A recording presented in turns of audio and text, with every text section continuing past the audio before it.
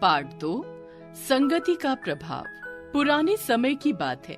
एक राजा शिकार करने के लिए किसी जंगल से गुजर रहा था। उसके साथ एक बड़ा काफिला भी था। दूर दूर तक शिकार नजर नहीं आ रहा था।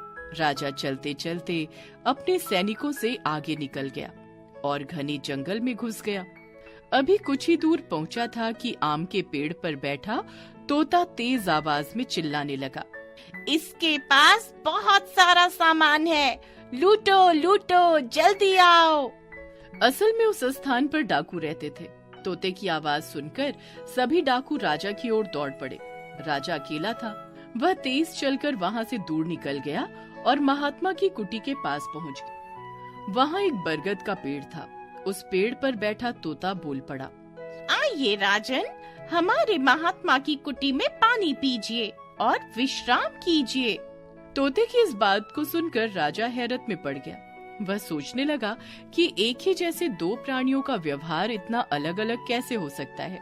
फिर वह साधु की कुटिया में चला गया। साधु ने फिर राजा को ठंडा जल दिया और विश्राम करने को कहा। राजा ने साधु को पहले तोते के बारे में बताया और पूछा, ऋषिवर, इन दोनों तोतों के व्यवहार में समानता क्यों नहीं है? साधु ने कहा, राजन, यह केवल संगति का प्रभाव है। डाकुओं के साथ रहकर तोता भी डाकुओं की तरह व्यवहार करने लगा है।